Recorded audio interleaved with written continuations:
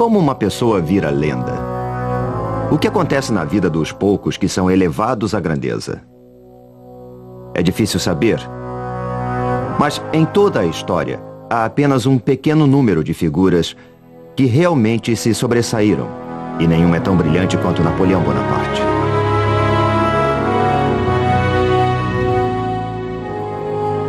Este é o sepulcro do mais famoso líder do mundo. Um dos homens mais interessantes e complexos que já viveram. E uma das pessoas que mais admiro.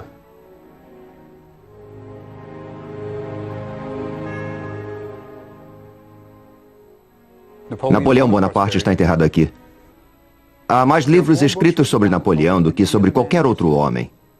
Mas ninguém fica famoso assim só porque foi um grande general.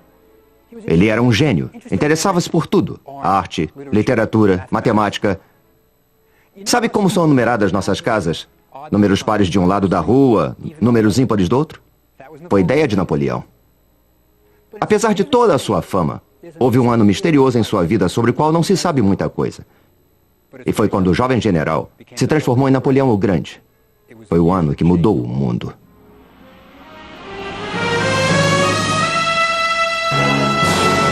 A obsessão de Napoleão. Egito. Nossa história começa há 200 anos, no Egito. Uma terra quase desconhecida pelos europeus da época. Era um país que havia perdido contato com o seu passado glorioso. Seus enormes templos e monumentos estavam envoltos em mistério. Ninguém conseguia decifrar seus antigos documentos. Na época de Napoleão, o Egito era um país islâmico. A silhueta da capital, Cairo, era dominada pelas mesquitas e minaretes dos fiéis. Napoleão só tinha 29 anos e acabara de impressionar o mundo com suas vitórias militares na Itália. Ele pretendia consolidar sua glória e sua fama conquistando o Egito.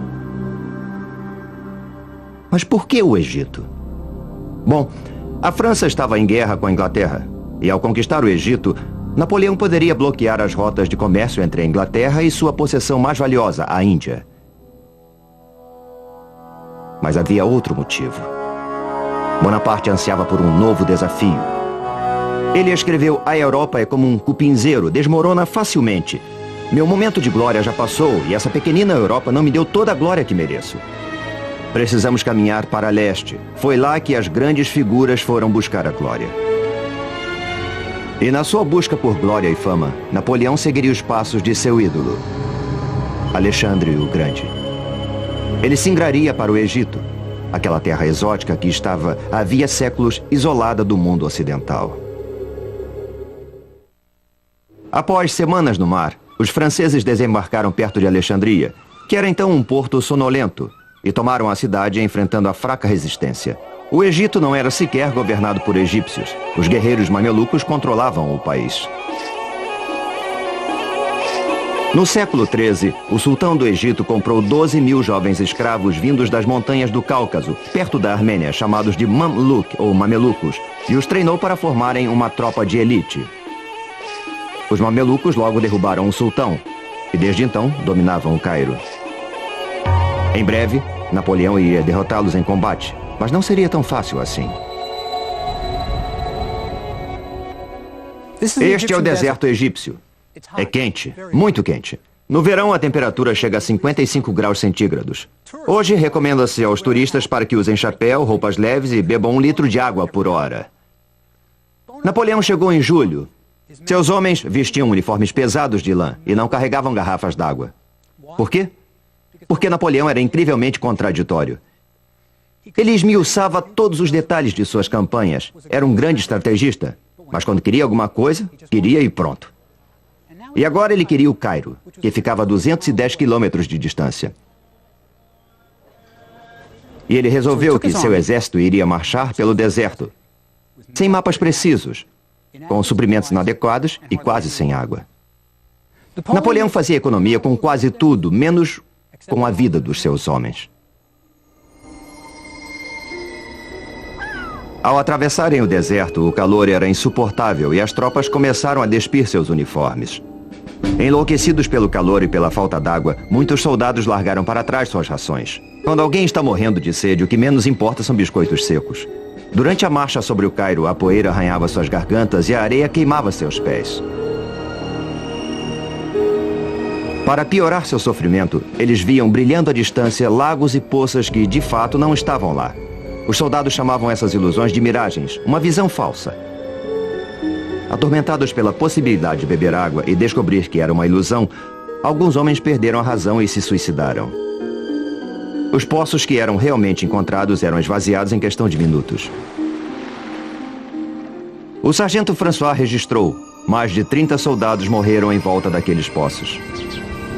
Quando os soldados finalmente chegaram ao Nilo, debandaram e se atiraram na água. Alguns caíram na água com suas roupas e armas, boiando e nadando durante horas, bebendo quanto podiam. Em seguida, empanturraram-se de melões que encontraram em plantações próximas. Quando atingiram o Cairo, muitos sofriam de disenteria.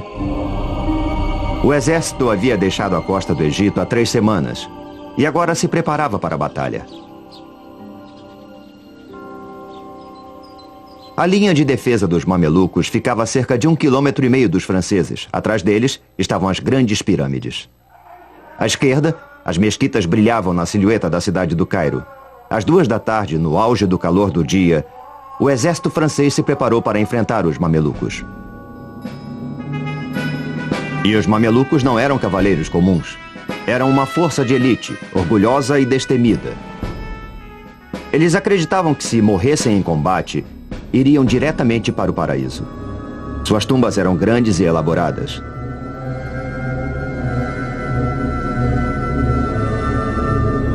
Napoleão deu ordens para que suas divisões se colocassem em formação quadrada, tradicional. Rifles apontados para fora, suprimentos e cavalaria ao centro e artilharia nos 4 cantos.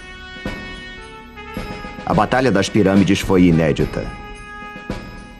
Pela primeira vez na história, um exército profissional europeu enfrentava uma força oriental de elite. A batalha poderia ser intitulada O Leste enfrenta o Oeste. Os mamelucos estavam preparados e confiantes. Trajando roupas exóticas e armados com punhais, rifles, machados de batalha e pistolas, os mamelucos pareciam uma força imbatível. Napoleão sempre soube como inspirar seus homens. Ele gritou apontando para as pirâmides: "Soldados, 40 séculos nos observam." A cavalaria mameluca lançou-se contra os quadrados franceses. As disciplinadas tropas francesas aguardaram até que os mamelucos chegassem bem perto delas e contra-atacaram com uma rajada devastadora. O ataque foi repetido. O resultado foi o mesmo.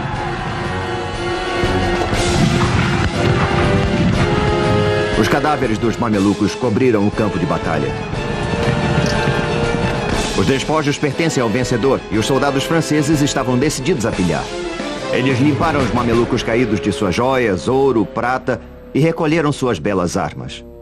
Era o prêmio que recebiam por tudo que tinham sofrido. As coisas pareciam ir muito bem. Napoleão havia conquistado o Egito. Bem, Bonaparte havia capturado o Cairo e seus oficiais logo ocuparam os palácios abandonados pelos mamelucos, às vezes herdando até seus haréns. De certa forma, o Cairo de 200 anos atrás era composto por 2 cidades. Havia o Cairo das multidões, lotado de bazares atraentes que ofereciam produtos exóticos de todo tipo, de incenso a mirra. Os artesãos faziam cestos, tapetes, cerâmica. Os soldados franceses ficaram fascinados com os mercados cobertos e trocavam os botões de suas túnicas por mercadorias.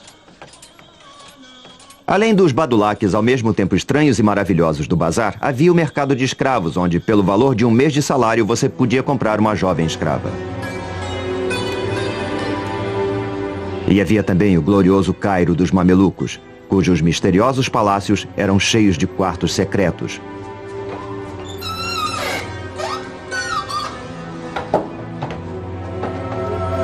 Onde as mulheres enclausuradas no harém observavam através de grades os homens falando e comendo. Os mamelucos viviam em um grande luxo, com mosaicos nos pisos e escadarias de mármore. alabastro e granito polido. Havia um banheiro em cada andar e as janelas eram de vidro. Napoleão ocupou a casa de um dos mamelucos que haviam fugido do Cairo. Mas havia mais do que palácios e luxo. Napoleão teve que enfrentar o fato de que os egípcios, pobres ou ricos, eram unidos por uma única coisa: uma devoção total por sua religião, o islamismo.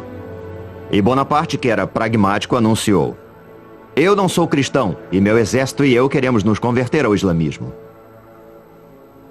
Foi uma atitude muito louca. É como se o presidente dos Estados Unidos chegasse ao Cairo e anunciasse que ele e toda a sua comitiva iriam abraçar o Islã. É incrível. Mas é claro, é preciso lembrar que Napoleão acabara de vivenciar a Revolução Francesa. Ele era um radical e dizia coisas que nenhum outro general no mundo ousaria dizer. Mas havia um certo problema com a conversão em massa. Os islamitas não bebem álcool e todos os homens são circuncidados. Duas propostas que não eram exatamente do agrado dos soldados franceses. Com o exército acampado no Cairo, Napoleão deve ter ficado feliz. Ele acabara de derrotar os mamelucos e era o dono do Egito. Mas foi então que ocorreu um desastre. Napoleão de fato havia derrotado os mamelucos e se apossara do Egito. Mas sua sorte não duraria muito.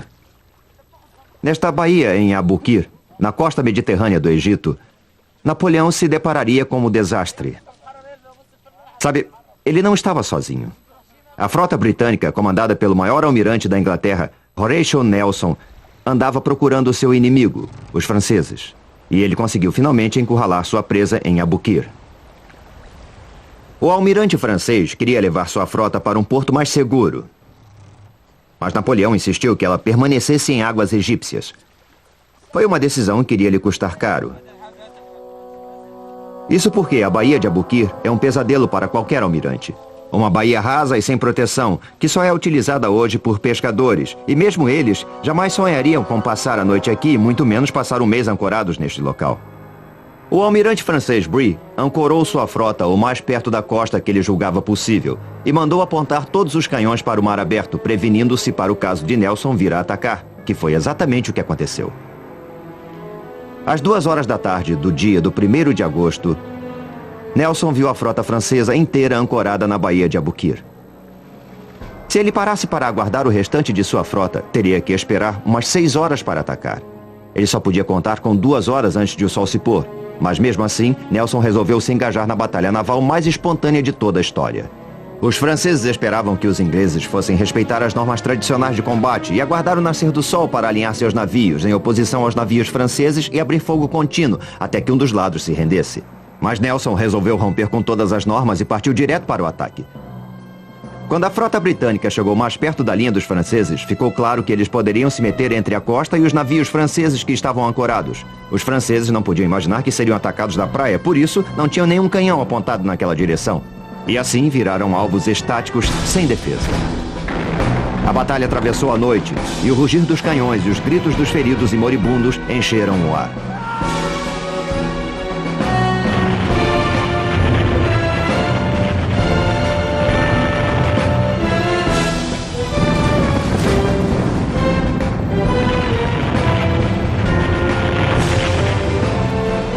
O Lorient, que era o maior navio do mundo com 120 canhões, estava prestes a perecer.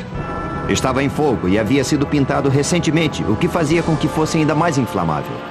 Quando o fogo atingiu seus paióis de pólvora, ele explodiu e o estrondo pôde ser ouvido a 80 quilômetros dali. Era o som mais forte que eles já haviam escutado. E os marinheiros de ambos os lados sustaram o combate por 10 minutos.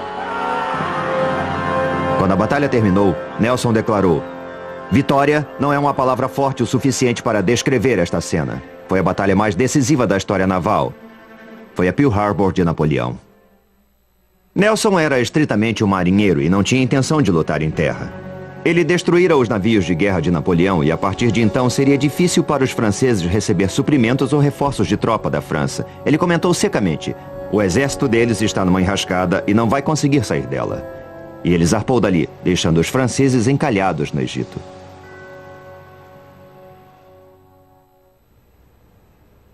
Imagine a situação de Napoleão. A sua frota havia sido destruída. Ele estava isolado.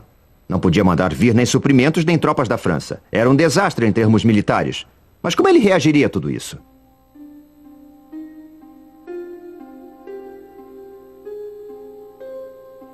Ele funda um instituto de estudos científicos no Egito. Ele não é um soldado como os outros. Ele é um general com uma tremenda força de vontade e enorme habilidade intelectual. O Instituto de Napoleão foi constituído por cientistas, pesquisadores e artistas que ele havia trazido consigo para estudar todos os aspectos do Egito. Um dos favoritos era Vivant Denon, o artista que ajudou Napoleão a levar a arte italiana para a França durante a campanha da Itália. Aos 55 anos, Denon era um dos membros mais velhos da campanha do Egito, mas não se importava com as balas zunindo sobre sua cabeça enquanto fazia esboços dos templos. E havia também o general Caffarelli, que comandava o batalhão de engenharia. Ele havia perdido uma perna lutando na Alemanha e andava por todo lado com uma perna de pau. Napoleão gostava de sua animação e levava Caffarelli para onde fosse. Na primeira reunião do Instituto, Napoleão, que era o vice-presidente, sugeriu assuntos para pesquisa, tais como: haverá formas de melhorar o pão? Era o francês falando. Haverá matéria-prima para a pólvora no Egito? Era o soldado falando. Como podemos melhorar o sistema legal do Egito? Era o filósofo falando. Mas os cientistas podiam escolher o que investigar, e mesmo os mais tímidos preferiam explorar as pirâmides a estudar fornos de pão. Fundado o Instituto, Napoleão estava agora pronto para visitar as pirâmides. E certamente mostraram a ele uma múmia, como fazem com todos os turistas. Quando Bonaparte visitou as pirâmides, ele deve ter se impressionado.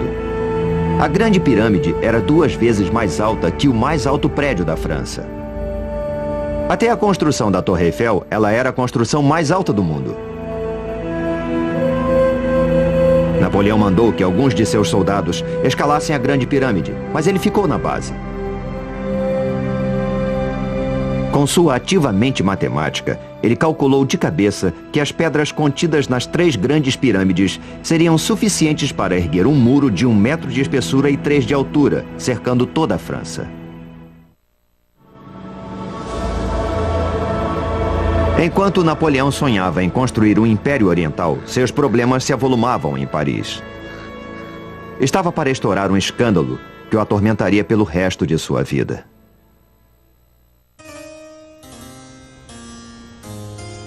Antes de sair da França rumo ao Egito, Napoleão havia se casado com Josefina, uma viúva mais velha do que ele, que tinha péssima reputação.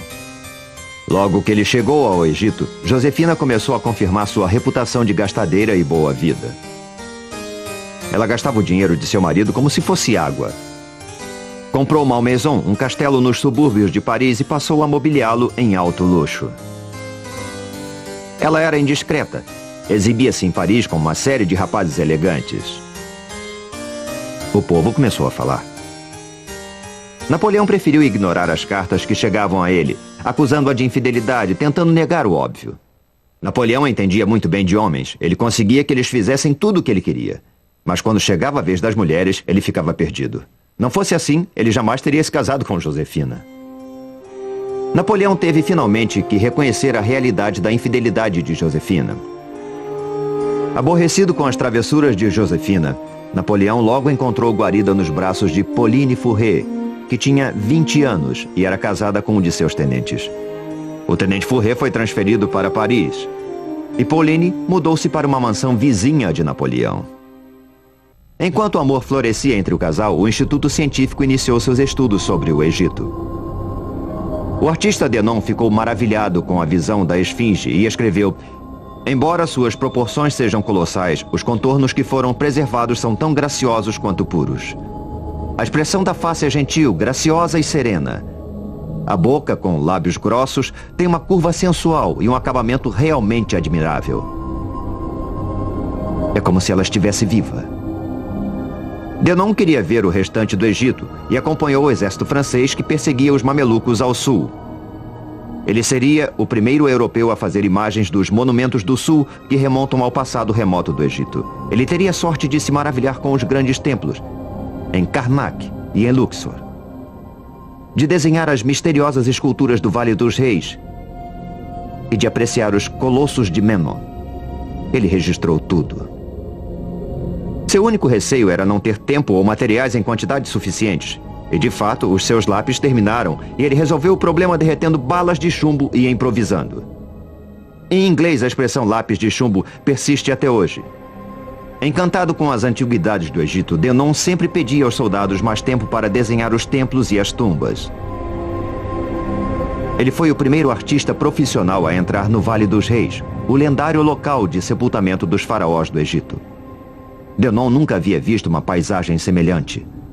Um vale isolado de uma brancura que brilha ao sol, completamente estéril, e com o que pareciam ser cavernas cavadas nas encostas cheias de detritos. As tumbas dos reis ficavam lá dentro. Ele quase se desesperou tentando registrar as pinturas das tumbas com suas cores vibrantes. Como é possível abandonar estas preciosidades sem fazer um registro delas? Como retornar sem um desenho para mostrar?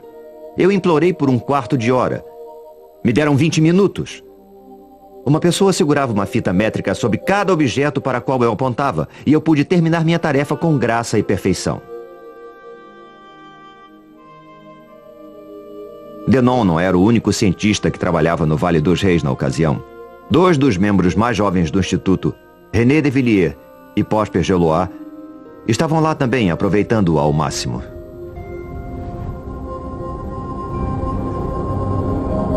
Quando os faraós começaram a ser enterrados aqui, as pirâmides já tinham 1000 anos de idade. Eram monumentos muito antigos. Por isso, os reis do Egito escolheram um local sob uma pirâmide natural, para que ela velasse por suas tumbas.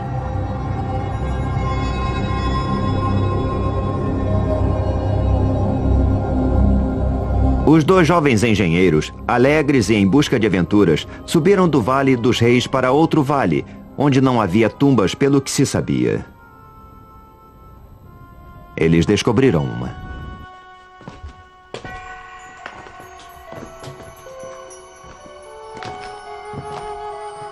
Depois de se espremer por passagens descendentes, eles chegaram a um canal profundo, projetado para proteger a tumba da água caso chovesse, o que era raro. E lá eles se depararam com o dono da tumba. Mas eles não sabiam quem era ele. Ainda decorreriam 20 anos antes que se pudesse decifrar os hieróglifos e ler os nomes. Nossos jovens amigos haviam descoberto a tumba de Amenhotep III, um dos maiores reis do Egito. Foi ele quem ergueu alguns dos mais importantes monumentos do Egito. Eles tão pouco sabiam que Amenhotep reinou por 28 anos. Tempo bastante para construir uma enorme tumba. Eles exploraram os salões cheios de pilastras, salas laterais cheias de mistério e pinturas mágicas nas paredes. Chegaram, por fim, à câmara fúnebre, onde encontraram o sarcófago violado.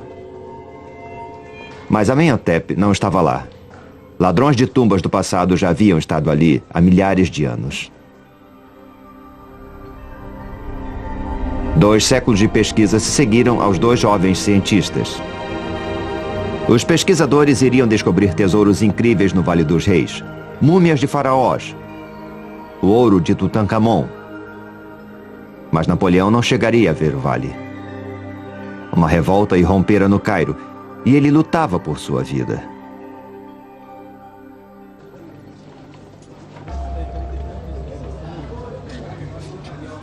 Assim como hoje, os egípcios se reuniam nas casas de café do Cairo para fumar e beber o forte café turco. Nem pensar em leite por aqui. A conversa era sempre sobre política e sobre a invasão francesa, mas os sussurros eram de revolta. Napoleão começava a perder controle sobre a cidade. Durante o tempo todo, Bonaparte tentou convencer os egípcios de que ele era um islamita, como eles, amigo deles e seu libertador. Eles nunca acreditaram nele. Além disso, os impostos que ele impusera para financiar seu exército os asfixiavam. E ainda havia outros problemas. Um escritor árabe da época anotou: a presença dos franceses no Cairo era intolerável. Especialmente quando os egípcios viam suas próprias mulheres e filhas caminhando pelas ruas sem véus, parecendo serem de propriedade dos franceses, com quem eram vistas em público e com quem dormiam. Perante esses fatos, os islamitas morriam de vergonha. A revolta começou a ferver. Os líderes religiosos do Cairo pregavam de seus púlpitos contra os infiéis franceses, e no dia 21 de outubro, espolcou a revolta. Um dos líderes religiosos gritou: que todos os que acreditam num único Deus se encaminhem para a mesquita de Al-Azhar. Hoje é o dia de lutar contra o infiel. Às 6 da manhã, os fiéis do Islã já estavam correndo pelas ruas apinhadas do Cairo, carregando paus e mosquetões. Não demorou muito e pequenos grupos de soldados franceses foram atacados e o general Dupay, que comandava a região do Cairo, foi morto. Napoleão, enfurecido, ordenou de seu quartel-general que todos os canhões da cidadela fossem apontados para a mesquita de Al-Azhar e que abrissem fogo sobre ela e tudo que houvesse ao seu redor. O canhonaço durou 12 horas.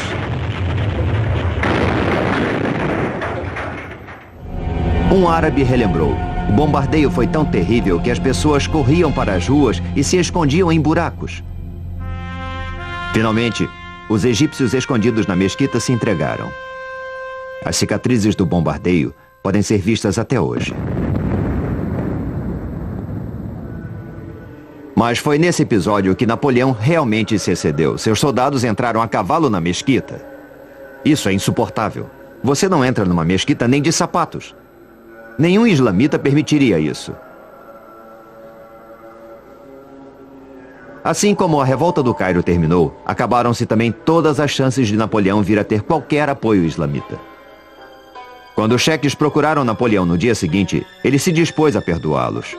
Ele até encomendou um quadro onde aparecia perdoando os líderes da revolta. Eu sei que muitos de vocês foram fracos, mas prefiro acreditar que nenhum de vocês seja culpado. Mas quando os cheques saíram, Napoleão ordenou que todos os que haviam participado da revolta fossem presos e levados para o quartel-general do exército na cidadela. Lá, em segredo, de madrugada, os rebeldes foram decapitados e seus corpos lançados ao Nilo. Napoleão estava aprendendo a se comportar como um ditador oriental. Napoleão só havia passado 4 meses no Egito, mas muita coisa já havia acontecido. Ele derrotara os mamelucos, estabelecido um instituto científico, perdido toda uma frota, esmagado uma revolta e descoberto que sua esposa, Josefina, o traía. Agora ele enfrentava outro problema.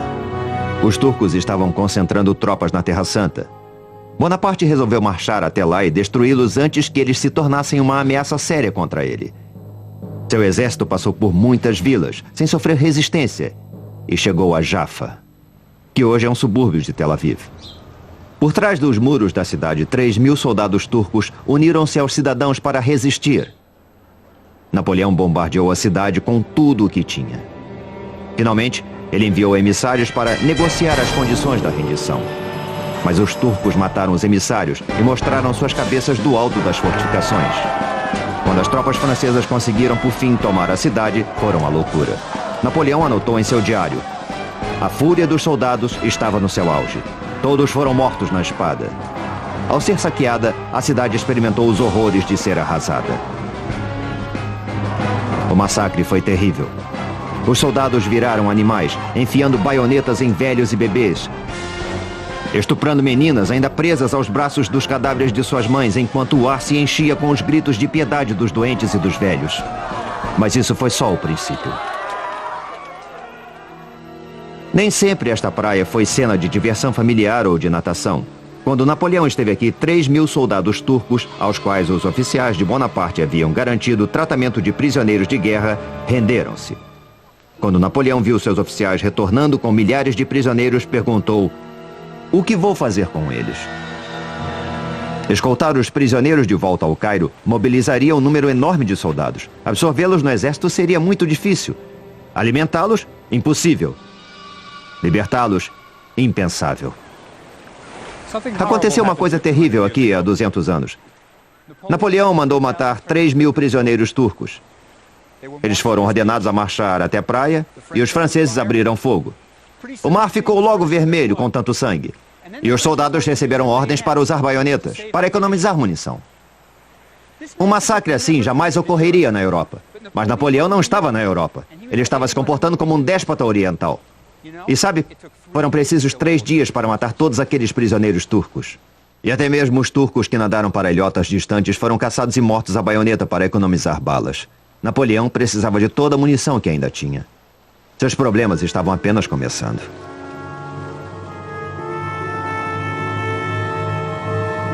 Quando Napoleão penetrou na Terra Santa, a peste estava a toda força e ele perdia dezenas de soldados a cada dia.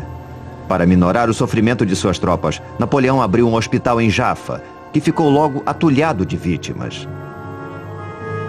Todos estavam aterrorizados com a peste. A doença vinha havia séculos dizimando países inteiros. Ela parecia não ter origem e ninguém sabia o que a causava.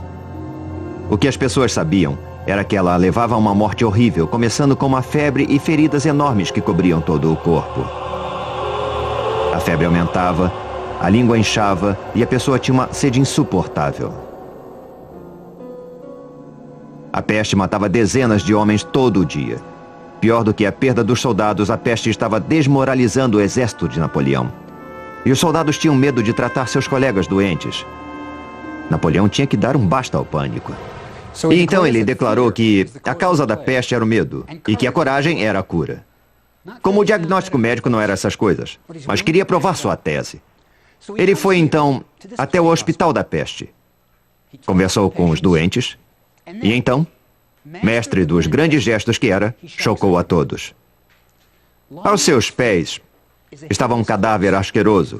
O uniforme do soldado estava manchado pelas pústulas que haviam estourado. E o que ele fez? Ele se ajoelhou, pegou o morto em seus braços, carregou-o até um lugar mais digno para o seu repouso e o colocou lá. E se diga o que for sobre Napoleão, ele não tinha medo. Por isso, seus exércitos faziam o que ele quisesse. Mais tarde, Bonaparte faria com que esse evento fosse imortalizado numa pintura, onde o soldado morto é mostrado vivo, e o hospital aparece bem mais majestoso do que realmente era. E a lenda crescia. Por mais horrível que fosse, a peste não era o maior inimigo de Napoleão. Esse ainda estava por aparecer. Quando o exército de Napoleão chegou à cidade de Acre, teve que enfrentar um dos tiranos mais cruéis da Terra Santa, o Pachá de Dzejar, que era conhecido como o açougueiro, porque a maioria de seus serviçais era mutilada, faltava-lhes uma orelha e um olho, punição por erros. O forte do Pachá, que defendia a cidade de Acre, tinha uma posição privilegiada, com apenas um dos seus lados pesadamente fortificado, virado para a terra. Isso foi um aspecto crucial na batalha que se seguiria. Porque, veja, há apenas 2 táticas básicas quando o inimigo está protegido por um forte. A, acampar em torno do forte e esperar que o inimigo morra de fome. E B, assaltar o forte. Mas Napoleão não poderia matar o Pachá de fome, porque a frota inglesa, também sua inimiga, navegava até o forte e supria Dzejar com todas as provisões que necessitasse. Só restava o plano B, assaltar o forte. Mas isso também tinha lá seus problemas. O forte era muito bem protegido e armado com alguns dos maiores e melhores canhões de todo o Oriente Médio. Napoleão havia perdido toda a sua artilharia pesada quando a sua frota foi afundada pelos ingleses. E atacar um forte tão bem armado, sem armas pesadas, seria um suicídio militar. Qualquer outro general teria desistido. E o que fez Napoleão? Ele atacou o forte. Como eu já disse, ele só tinha 29 anos e nunca havia perdido uma grande batalha. Mas o assalto seria extremamente difícil. Os ingleses haviam assestado canhões numa pequena ilha perto da costa para proteger a área mais vulnerável do forte, o portão principal da cidade. O auxiliar capenga de Napoleão, Caffarelli, percebeu logo que eles deveriam atacar o lado do forte oposto aos canhões ingleses. E ele decidiu atacar uma torre de canto. Se ela fosse rompida, os franceses poderiam entrar de assalto no forte.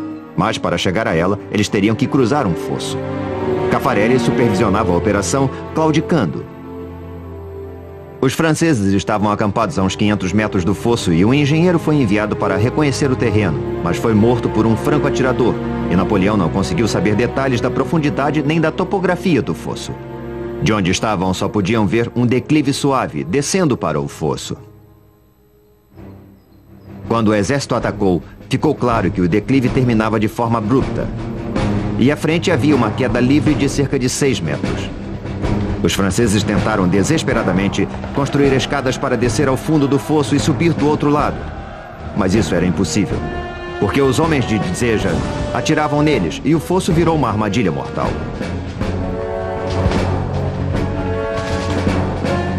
Napoleão odiava situações de sítio porque as tropas eram forçadas a atacar uma pequena área.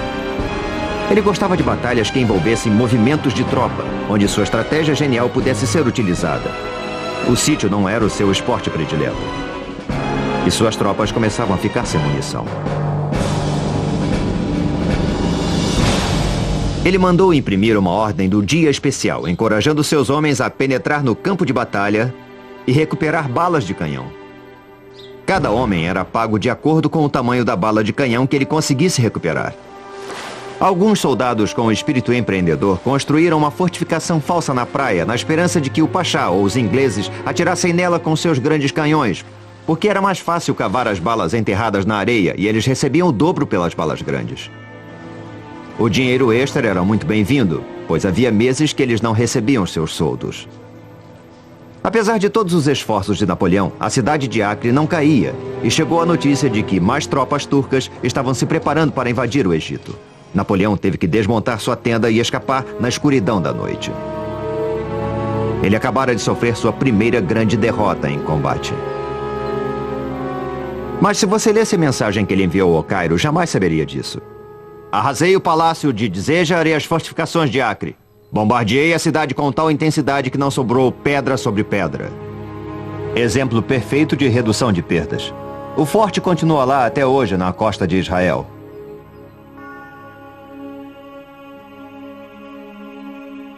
Mas ele não podia esconder as baixas. O auxiliar predileto de Napoleão, o Caffarelli, de uma perna só, teve o braço esmagado por uma bala de canhão e morreu 18 dias depois. Ele está enterrado aqui. Enquanto a tropa marchava de volta ao Cairo, Napoleão matutava sobre decisões muito difíceis. Ele teve que abandonar muitos de seus homens cujos ferimentos impediam sua remoção. Os feridos que suportavam a viagem eram transportados em cavalos e camelos. Mas os canhões de campanha também tinham que ser puxados pelos animais e Napoleão não os tinha em número suficiente. Quando chegaram à cidade de Tantura, 22 canhões foram jogados ao mar, liberando mais cavalos e camelos para carregar os feridos. Um cirurgião chamado Larrey inventou uma ambulância sobre um cavalo. Napoleão caminhava. Quando a tropa atravessou Jaffa, onde os soldados turcos haviam sido massacrados, Napoleão teve que tomar mais uma decisão difícil. Os soldados do Hospital da Peste estavam doentes demais para serem removidos e os turcos estavam se aproximando. O pitoresco mosteiro armênio que abrigou tanto sofrimento está hoje em péssimo estado. De pé aqui, eu posso imaginar os gritos delirantes dos homens que aguardavam a morte. E foi nestes quartos que se desenrolou uma trama moral há 200 anos. Napoleão ordenou que os franceses que sofriam da peste fossem envenenados para não deixá-los serem torturados pelos homens de Dzéjar. O veneno foi ministrado pelo farmacêutico-chefe do exército que deliberadamente deu a cada paciente uma dose muito pequena, por isso alguns sobreviveram para contar a história. Tempos depois, Napoleão insistiu que o veneno havia sido colocado na cabeceira de cada paciente, para que eles o tomassem voluntariamente para morrer em vez de cair nas mãos do inimigo. Quando o exército se aproximava do Cairo, Napoleão ordenou uma parada. Ele tinha um plano. Os feridos foram deixados em povoados fora da cidade. Os saudáveis entraram em formação e com as bandeiras capturadas à frente e a banda tocando a toda altura, o exército entrou triunfal no Cairo, pela Bab el-Nasser, o Portão da Vitória. Ele não só entrou pelo Portão da Vitória, como renomeou suas torres com nomes de seus compatriotas. Ainda é possível ver as inscrições. Napoleão era um herói, ou pelo menos, Era essa a sua versão dos fatos. Ele sabia que a campanha do Egito estava perdida, mas ele mesmo estava longe do fim. Napoleão compreendeu que a campanha do Egito estava perdida. Ele havia sido completamente derrotado em Acre. Perdia centenas de homens a cada dia por causa da peste e não tinha como obter reforços. Bom, se ele não tinha chegado à glória no Egito, talvez chegasse na Europa. Ele mandou chamar o seu subordinado direto, o general Kleber, ao forte em Roseta. Mas Napoleão não pretendia estar presente ao encontro. Quando Kleber chegou ao forte, Napoleão já estava a quilômetros de distância, na costa de Alexandria, a bordo de um navio. Ele iria abandonar o Egito para sempre. Ele não disse nada a Pauline, sua amante. Não contou ao exército. Não disse nada nem ao seu subordinado direto, general Kleber. Eu acho que ele não queria ficar frente a frente com Kleber. Ao invés disso, ele deixou um pacote que continha uma carta. Essa carta revela muito sobre o caráter de Napoleão. Aqui ele diz que notícias que recebera da Europa haviam forçado sua ida à França. E aqui embaixo ele diz: eu sofro ao ter que deixar meus soldados de quem tanto gosto, mas vai ser uma separação temporária. Boa sorte. Pobre Kleber. Passou a chefiar um exército dizimado pela peste, sem esperança de receber reforços, e ainda mais. Napoleão ordena que os impostos sejam cobrados e que prossigam as vitórias militares. Napoleão conseguira de novo. Ele deu uma aparência positiva ao seu próprio desastre militar. E o truque funcionou. Bonaparte voltou a Paris, não como um general derrotado que abandonara um exército dizimado. Ele voltou como um herói.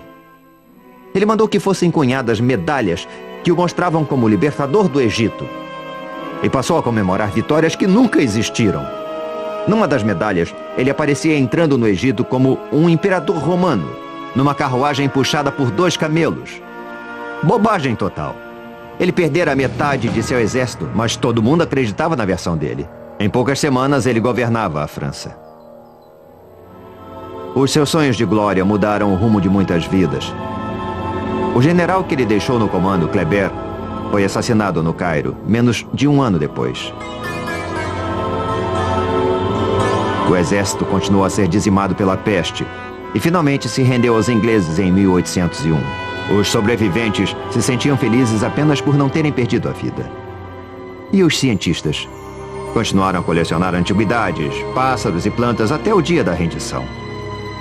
Quando eles souberam que todos os seus desenhos e coleções seriam confiscados, preferiram ir para a Inglaterra com seus espécimes do que voltar para a França sem eles. Os ingleses foram bonzinhos e deixaram que ficassem com tudo. Bom, com quase tudo. Sabe, alguns dos pesquisadores passaram todo o tempo copiando as inscrições em hieróglifos na esperança de que isso facilitasse a tarefa de decifrar a antiga linguagem. Aí eles deram sorte. Quando os soldados estavam escorando as fundações do forte em Roseta, encontraram antigos blocos de pedra marcados com hieróglifos. Um desses blocos, uma pedra grande, tinha inscrições tanto em hieróglifos quanto em grego arcaico. Eles sabiam que haviam encontrado uma coisa muito importante. Os ingleses não deixaram que os franceses ficassem com a pedra de Roseta e a levaram para a Inglaterra, onde está até hoje no Museu Britânico. 20 anos depois, um estudioso francês chamado Champollion, examinando a pedra de Roseta, conseguiu decifrar o código e ler os hieróglifos pela primeira vez em 2000 anos. E fica claro que os hieróglifos foram decifrados em decorrência da paixão de Napoleão pela glória. Foi o início da egiptologia moderna que talvez seja o maior legado de Napoleão. E Napoleão? Bem, se você se lembra das aulas de história, ele acabou se coroando imperador. Mas no fim, sua impaciência e autoconfiança acabaram com ele. Assim como na campanha do Egito, Bonaparte invadiu a Rússia sem ter se preparado para o clima. Nesse caso, temperaturas de inverno que congelavam. Ele perdeu mais de 250 mil homens. Foi no Egito que Napoleão provou o poder absoluto pela primeira vez. À sombra das pirâmides, ele entendeu que podia inspirar homens a realizar tarefas quase que sobre-humanas. Foi no Egito que um jovem general chamado Bonaparte transformou-se em Napoleão o Grande. Depois de sua derrota final em Waterloo, Napoleão morreu no exílio, mas sempre quis ser enterrado na França. 20 anos depois, ele finalmente teve o seu desejo realizado. Quando seu corpo foi trazido de volta a Paris, era inverno. A temperatura estava abaixo de zero. O corpo de Napoleão atravessou as ruas numa carruagem dourada, em forma de templo, decorada nas cores púrpura e ouro. Velhos soldados, veteranos de Waterloo e das campanhas da Rússia e do Egito, se alinharam nas ruas, trajando uniformes velhos, que já não serviam para eles, para saudar seu imperador pela última vez. Foram distribuídas 36 mil entradas para o funeral. Mas a lenda era tão forte que houve mais de 250 mil pedidos. Apesar de suas falhas, Napoleão Bonaparte foi um grande homem. Um visionário que não respeitava limites, e seus homens se orgulhavam de terem participado de suas visões. E lá está ele, sob o grande domo. E o seu epitáfio: que ele descanse sob o domo. É um capacete digno da cabeça de um gigante. Versão brasileira Sincrovídeo.